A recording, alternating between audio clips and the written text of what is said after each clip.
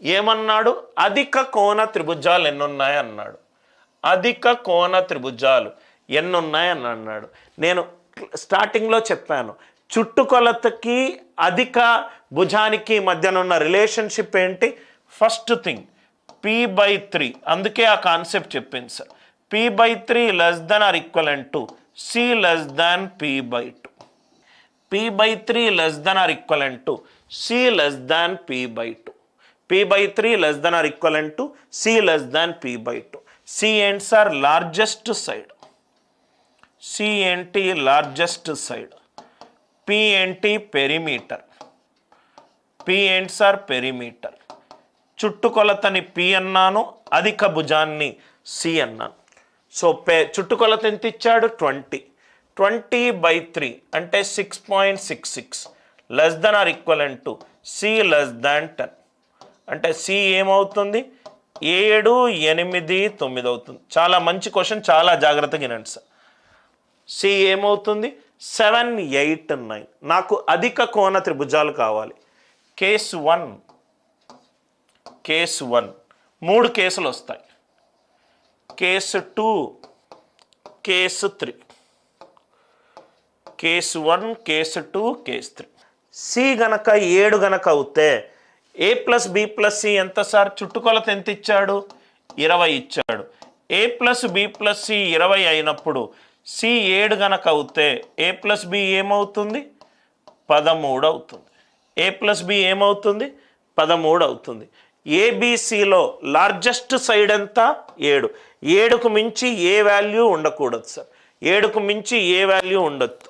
Largest side 7 కావచ్చు, 8 కావచ్చు, 9 కావచ్చు. a+b 13, 1+12. ఈ కేసు వేయొచ్చా? వేయలేము. ఎందుకనంటే లార్జెస్ట్ వాల్యూనే మనకు లార్జెస్ట్ భుజం వాల్యూ ఎంత? 7. నాకు ఇక్కడ 112 తీసుకుంటే లార్జెస్ట్ భుజం ఎంత వస్తుంది? 12. ఇది కానే కాదు. 2+11 ఇది కూడా కాదు. 7 కంటే ఎక్కువ అయ్యే ఛాన్స్ ఉండకూడదు సార్. 3+10 లార్జెస్ట్ ఎంత? లార్జెస్ట్ వాల్యూ ఎంత? 7. 7 కంటే ఎక్కువ ఉండకూడదు, పోయింది.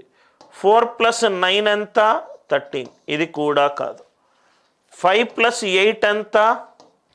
ఇది కూడా కాదు. అంటే 6+7 రావచ్చు. అంటే 6, 7 రావచ్చు. అందరికీ అర్థమైంది కదా సార్? 7 కంటే ఎక్కువ ఏది ఉండకూడదు.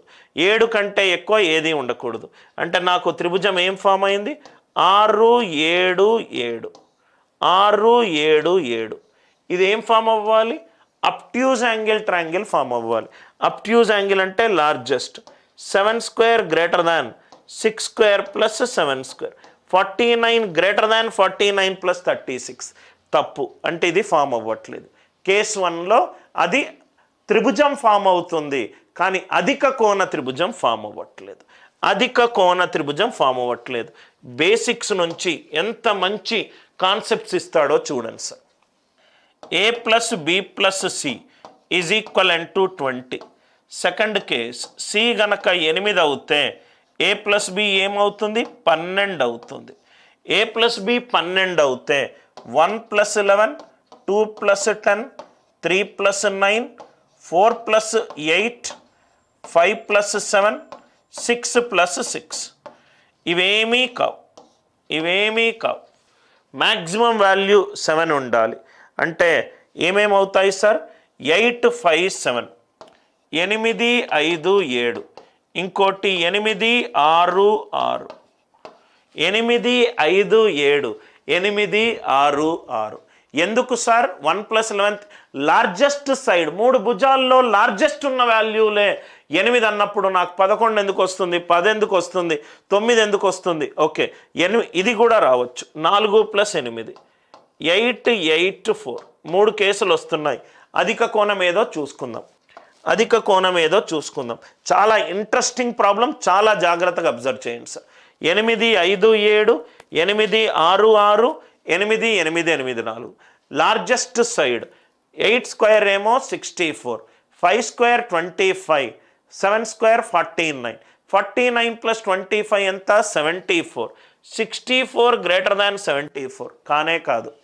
Largest side 8, 64. 6 square plus 6 square 36 plus 36 72 64 is it greater than 72? కాదు. 64 గ్రేటర్ దాన్ 64 ప్లస్ 16 కాదు. ఈ మూడులో ఏది కాదు. అందరికీ లాజిక్ క్లియర్గా అర్థమైంది కదా sir. Largest side whole square is greater than S1 square plus S2 square. A plus B plus C 20, C ఏమో 9, A ప్లస్ B ఎంత 11, 1 ప్లస్ 10 కాదు, 2 ప్లస్ 9 అవ్వచ్చు, 3 ప్లస్ 8 అవ్వచ్చు, 4 ప్లస్ 7 అవ్వచ్చు, 5 ప్లస్ 6 అవ్వచ్చు. 81 గ్రేటర్ దాన్ 81 ప్లస్ 4 కాదు. 64 ప్లస్ 9 73, ఎస్ ఇది అధిక కోణ త్రిభుజం అవుతుంది. 974 ఇది అవుతుంది.